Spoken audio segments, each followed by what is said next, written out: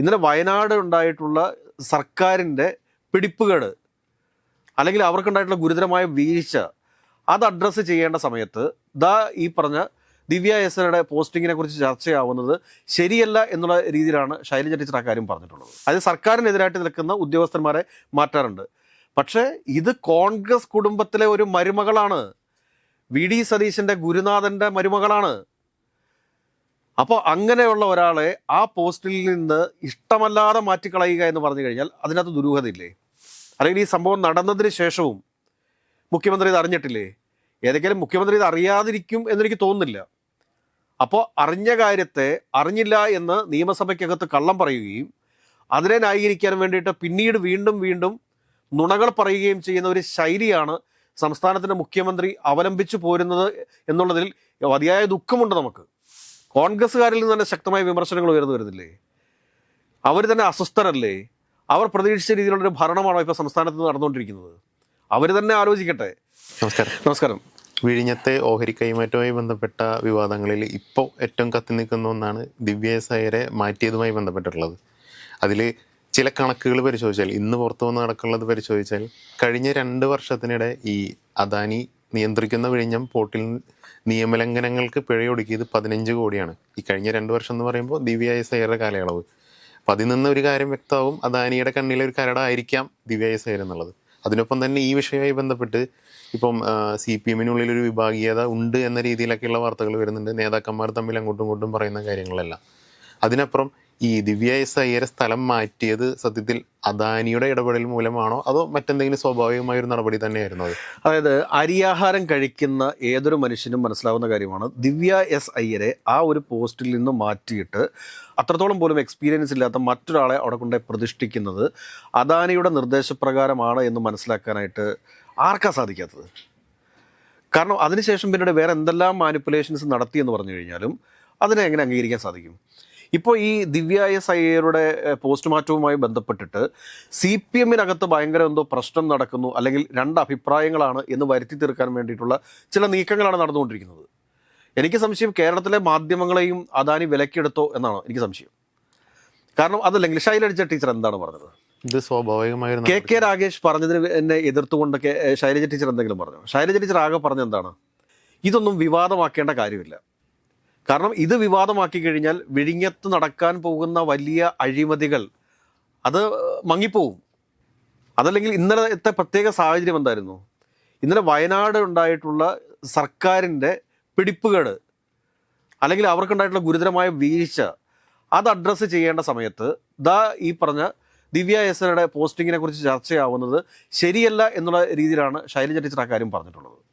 എന്നാൽ ഇത് ഭയങ്കര എന്തോ ഒരു പ്രശ്നമാണ്, CPM-നകത്ത് 2 അഭിപ്രായം ഉയർന്നു വന്നിരിക്കുന്നു എന്നൊക്കെയുള്ള രീതിയിലേക്ക് കാര്യങ്ങളെ കൊണ്ടുപോവുക എന്ന് പറഞ്ഞു കഴിഞ്ഞാൽ അത് ശരിയായിട്ടുള്ള രീതിയല്ല. EP ജയരാജനും PK ശ്രീമതിയും ഈ ഒരു ടോൺ തന്നെയാണ് സംസാരിച്ചത്. കൃത്യമാണല്ലോ അത്. കാരണം എന്താ വെച്ച് കഴിഞ്ഞാൽ KK രാഗേഷിനെ ഒറ്റപ്പെടുത്തുന്നു.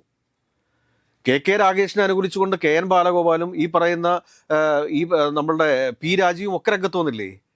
അപ്പോൾ KK രാഗേഷ് പറഞ്ഞാൽ എന്തെങ്കിലും തെറ്റുണ്ടോ? KK രാജേഷ് കണ്ണൂർ DC സെക്രട്ടറിയാണ് എന്ന് കരുതിയിട്ട് അദ്ദേഹത്തിന് ഈ പറയുന്ന തിരുവനന്തപുരം വിഴിഞ്ഞം പോർട്ടിൻ്റെ കാര്യത്തിൽ അഭിപ്രായം പറയാൻ സാധിക്കില്ലേ? KK രാഗേഷ് നേരത്തെ മുഖ്യമന്ത്രിയുടെ ഓഫീസിലുണ്ടായിരുന്ന ആളാണെന്നേ. അപ്പോൾ അതുകൊണ്ട് തന്നെ അദ്ദേഹത്തിന് വിഴിഞ്ഞത്ത് എന്താണ് നടക്കുന്നത് എന്നുള്ളതിനെക്കുറിച്ച് കൃത്യമായ ധാരണയുണ്ട്. ദിവ്യ എസ്ഐയെ മാറ്റിയത് ഒരു വിഷയം തന്നെയാണ്. ആ വിഷയം കേരളത്തിലെ പൊതുസമൂഹം ചർച്ച ചെയ്യേണ്ടത് തന്നെയാണ്. ഇപ്പോൾ ഞാൻ പറയട്ടെ, സാധാരണ സർക്കാരുകൾ മാറി വരുന്ന സമയത്ത് തങ്ങൾക്ക് എതിരായിട്ട് നിൽക്കുന്ന ഉദ്യോഗസ്ഥന്മാരെ മാറ്റാറുണ്ട്. അതായത് സർക്കാരിനെതിരായിട്ട് നിൽക്കുന്ന ഉദ്യോഗസ്ഥന്മാരെ മാറ്റാറുണ്ട്. പക്ഷേ ഇത് കോൺഗ്രസ് കുടുംബത്തിലെ ഒരു മരുമകളാണ്, VD സതീശൻ്റെ ഗുരുനാഥൻ്റെ മരുമകളാണ്.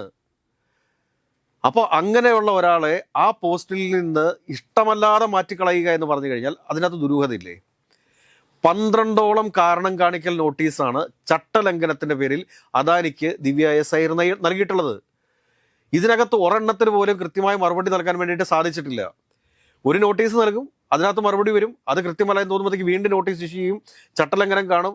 ഇങ്ങനെ വളരെ സുതാര്യമായിട്ട് പ്രവർത്തിച്ചു കൊണ്ടിരുന്ന ഒരു ഉദ്യോഗസ്ഥയെ എടുത്തു മാറ്റിയതിൽ ദുരൂഹതയില്ല എന്ന് മുഖ്യമന്ത്രി പറഞ്ഞു കഴിഞ്ഞാൽ അത് ആരെങ്കിലും വിശ്വസിക്കുമോ? മുഖ്യമന്ത്രി അന്ധമായിട്ട് വിശ്വസിക്കുന്ന കുറേ ഫാൻസ് ഗ്രൂപ്പുകാരുണ്ട്, വെളിവും ബോധവും ഇല്ലാത്ത. അവർ വിശ്വസിക്കുമായിരിക്കും. ഇപ്പോൾ ഒരുത്തൻ കോട്ടിട്ടു എന്ന് കരുതിയിട്ട് അവന് ബുദ്ധി ഉണ്ടാവണമെന്നുണ്ടോ? അവൻ കോട്ടിട്ട് പല ആളുകളും നമ്മുടെ വീഡിയോയ്ക്കിടയിൽ വന്നിട്ട് കമന്റ് ചെയ്യാറുണ്ട്. കോട്ടിട്ട് ഒരുത്തിന് വിവരം ഉണ്ടാവണം നിർബന്ധമുണ്ടോ? നിർബന്ധമില്ലല്ലോ. അതില്ല. അല്ല, ഇത് പറഞ്ഞതുപോലെ, കാരണം ഇത് CPM-നകത്ത് എന്തോ ഭയങ്കര പ്രശ്നം. CPM-നകത്തെ പ്രശ്നം ഇപ്പോൾ സൃഷ്ടിച്ചു കൊണ്ടുവരേണ്ടത് ആർക്ക് വേണ്ടിയാണ്? അത് അദാനിക്ക് വേണ്ടിയിട്ടാണ്. അല്ലെങ്കിൽ CPM-നകത്ത് വലിയ പ്രശ്നമാണ് എന്നുള്ള രീതിയിൽ ഇവിടെ ഹൈലൈറ്റ് ചെയ്ത് നിർത്തി, അല്ലെങ്കിൽ ഇല്ലാത്ത പ്രശ്നങ്ങൾ കുത്തിത്തിരിപ്പ് അതിനകത്ത് ഉണ്ടാക്കി അതിൻ്റെ പേരിൽ വാർത്തകൾ സൃഷ്ടിച്ചു കഴിഞ്ഞാൽ ഈ വിഴിഞ്ഞത്ത് നടത്താൻ പോകുന്ന അഴിമതികളൊക്കെ മാഞ്ഞു പോകും എന്നാണ് ആര് കരുതിയിരിക്കുന്നത്? ഈ പദ്ധതികളുടെ എല്ലാം ഉപജ്ഞാതാക്കൾ നിരൂപിച്ചു വെച്ചിരിക്കുന്നത്. പക്ഷെ അങ്ങനെ നടക്കുമോ? അങ്ങനെ സംഭവിക്കും എനിക്ക് തോന്നുന്നില്ല. ഏതെങ്കിലും ദിവ്യ എസ് അയ്യരെ മാറ്റിയതും അതോടൊപ്പം തന്നെ മുഖ്യമന്ത്രി പറഞ്ഞിട്ടുള്ള ചില കള്ളങ്ങളും. അതെന്താണ് പറഞ്ഞിരിക്കുന്നത്? കാരണം മുഖ്യമന്ത്രി അറിഞ്ഞിട്ടല്ല ഈ പറഞ്ഞ ധാരണാപത്രം ഒപ്പുവെച്ചിരിക്കുന്നതെന്ന്. ധാരണാപത്രത്തിൽ ഒപ്പിടണമെന്നുണ്ടെങ്കിൽ അത് സംസ്ഥാനത്തിൻ്റെ മുഖ്യമന്ത്രി അറിയണം. ഈ പറഞ്ഞ വിഴിഞ്ഞം പോർട്ട് ലിമിറ്റഡിൻ്റെ MD അറിയണം. അതറിയാതെ എങ്ങനെ ഇവർക്ക് ഒപ്പിടാൻ വേണ്ടി സാധിക്കും? വിഴിഞ്ഞം പോർട്ടുമായി ബന്ധപ്പെട്ടിട്ടുള്ള ഒരു ഷെയർ ട്രാൻസ്ഫറാണ് നടക്കാൻ വേണ്ടി പോകുന്നത്. അതിനു വേണ്ടിയിട്ടുള്ള ഒരു ധാരണാപത്രം ഒപ്പിടുന്നതിന് മുമ്പായിട്ട് നമ്മൾ ഇന്നലത്തെ വീഡിയോയ്ക്കകത്തും പറഞ്ഞു, അദാനി വിഴിഞ്ഞം പോർട്ട് പ്രൈവറ്റ് ലിമിറ്റഡ് എന്ന് പറയുന്ന ഒരു പ്രൈവറ്റ് ലിമിറ്റഡ് കമ്പനിയാണ്. ആ കമ്പനിയാണ് ഇതിന് നിർമ്മാണ കരാർ ഏൽപ്പിച്ചിരിക്കുന്നത്. അപ്പോൾ അവർക്ക് നൽകിയിരിക്കുന്ന ഷെയറാണ് 27.9% എന്ന് പറയുന്നത്. അതിൻ്റെ 100% കണ്ടുകൊണ്ട് അതിൻ്റെ 49% ട്രാൻസ്ഫർ ചെയ്യുന്ന സമയത്ത് സർക്കാർ അറിഞ്ഞിരിക്കേണ്ടതുണ്ട്. അതുകൂടാണ്ട് ഇവരുടെ ഡയറക്ടർ ബോർഡ് മിനിറ്റ്സ് പാസ്സാക്കേണ്ടതുണ്ട്. ആ മിനിറ്റ്സ് പാസ്സാക്കിയതിന് ശേഷം ഇതിൻ്റെ യഥാർത്ഥ ഉടമസ്ഥൻ നമ്മൾ സ്റ്റേറ്റ് ആണ്. അപ്പോൾ ആ സ്റ്റേറ്റിനെ അറിയിക്കേണ്ട ഉത്തരവാദിത്വം ഇല്ല എന്ന് പറഞ്ഞാൽ എങ്ങനെ ശരിയാവുന്നത്? അത് മുഖ്യമന്ത്രി അറിഞ്ഞിട്ടില്ല എന്ന് പറഞ്ഞാൽ എങ്ങനെയാണ് ശരിയാവുന്നത്?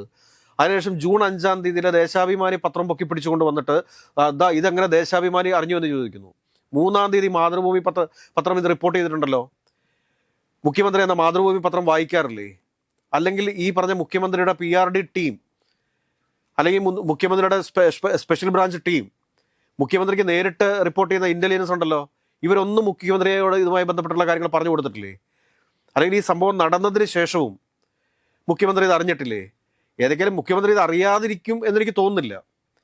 അപ്പോൾ അറിഞ്ഞ കാര്യത്തെ അറിഞ്ഞില്ല എന്ന് നിയമസഭയ്ക്കകത്ത് കള്ളം പറയുകയും അതിനെ ന്യായീകരിക്കാൻ വേണ്ടിയിട്ട് പിന്നീട് വീണ്ടും വീണ്ടും നുണകൾ പറയുകയും ചെയ്യുന്ന ഒരു ശൈലിയാണ് സംസ്ഥാനത്തിൻ്റെ മുഖ്യമന്ത്രി അവലംബിച്ചു പോരുന്നത് എന്നുള്ളതിൽ അതിയായ ദുഃഖമുണ്ട്. നമുക്ക് അതിയായ ദുഃഖമുണ്ട്. അത് കഴിഞ്ഞതിന് ശേഷം ഇദ്ദേഹം പറയാണ് ഓരോ ഡിപ്പാർട്ട്മെൻറ്റ് ഹെഡിനെയൊക്കെ മാറ്റുന്നതിൽ ഇപ്പം എനിക്ക് എന്താണ് ചെയ്യാൻ പറ്റുകയെന്ന്. ഇത് വെറും ഒരു ഡിപ്പാർട്ട്മെൻറ്റ് ഹെഡല്ല. വിഴിഞ്ഞം പോർട്ട് എന്ന് പറയുന്ന അത്രയും സെൻസിറ്റീവായിട്ടുള്ള ഒരു പോർട്ടിൻ്റെ വിഷയത്തിൽ അതിൻ്റെ തലപ്പത്തിരിക്കുന്ന MD-യെ മാറ്റുന്ന സമയത്ത് അങ്ങ് അറിഞ്ഞിട്ടുണ്ട്. അങ്ങ് അറിയാതെയല്ല ഈ ഒരു നീക്കം നടന്നിട്ടുള്ളത്.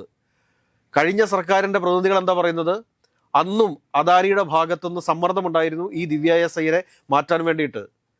പക്ഷേ അന്ന് അതിന് മുഖ്യമന്ത്രിയായിരുന്ന പിണറായി വിജയൻ സമ്മതിച്ചില്ല.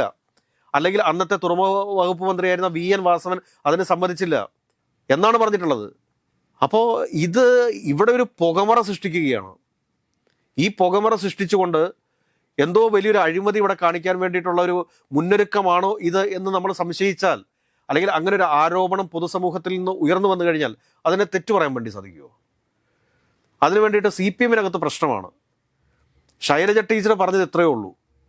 അത് മനസ്സിലാക്കാനുള്ള സാമാന്യബോധം ഈ പറഞ്ഞ CPM-നകത്തും ഇടതുപക്ഷ പ്രസ്ഥാനങ്ങൾക്കകത്തും ഉള്ള ആളുകൾക്കുണ്ടാവും. കേരളത്തിലെ പൊതുജനങ്ങൾക്കുണ്ടാവും. മാധ്യമങ്ങൾ വിളിച്ചു പറയുകയാണ്, അവിടെ പ്രശ്നം, ഇവിടെ പ്രശ്നം. ശൈലജ ടീച്ചർ എതിരെ പറഞ്ഞു. ശൈലജ ടീച്ചർ പറഞ്ഞത് ഇതിനെ വിവാദമാക്കിക്കൊണ്ട് വയനാടുണ്ടായിട്ടുള്ള ഈ ഗുരുതരമായ സർക്കാരിൻ്റെ വീഴ്ച അതിനെ പൊതുസമൂഹത്തിന് മുമ്പിൽ അഡ്രസ്സ് ചെയ്യാതെ പോകാൻ പാടില്ല എന്ന രീതിയിൽ പറഞ്ഞ കാര്യമാണെന്നേ. അതിനെയാണ് മാധ്യമങ്ങൾ ഇതേ രീതിയിൽ വളച്ചൊടിക്കുന്നത്. അതിനെയാണ് ഈ പറഞ്ഞ UDF സംവിധാനങ്ങൾ, സൈബർ ഇടങ്ങൾ, അത് നല്ല വിവരം ബോധമുള്ള സൈബർ ഇടങ്ങളൊന്നും അത് പ്രചരിപ്പിക്കത്തില്ല. അത് ശക്തമായ വിമർശനങ്ങളാണ് അവിടെ നിന്ന് ഉയർന്നു വരുന്നത്. കോൺഗ്രസ്സുകാരിൽ നിന്ന് തന്നെ ശക്തമായ വിമർശനങ്ങൾ ഉയർന്നു വരുന്നില്ലേ? അവർ തന്നെ അസ്വസ്ഥരല്ലേ? അവർ പ്രതീക്ഷിച്ച രീതിയിലുള്ളൊരു ഭരണമാണോ ഇപ്പോൾ സംസ്ഥാനത്ത് നടന്നുകൊണ്ടിരിക്കുന്നത്? അവർ തന്നെ ആലോചിക്കട്ടെ. അതായത് CPM-നകത്ത് പ്രശ്നങ്ങളാണ് എന്ന് വരുത്തി തീർത്തുകൊണ്ട് ഈ പറഞ്ഞ ദിവ്യ എസ് അയ്യരുടെ വിഷയത്തിൽ നിന്ന് ഒളിച്ചോടാമെന്ന് ആരെങ്കിലും കരുതുന്നുണ്ടെങ്കിൽ അത് മലർപ്പൊടിക്കാരൻ്റെ സ്വപ്നം മാത്രമാണ് എന്നേ നമുക്ക് പറയാനുള്ളൂ.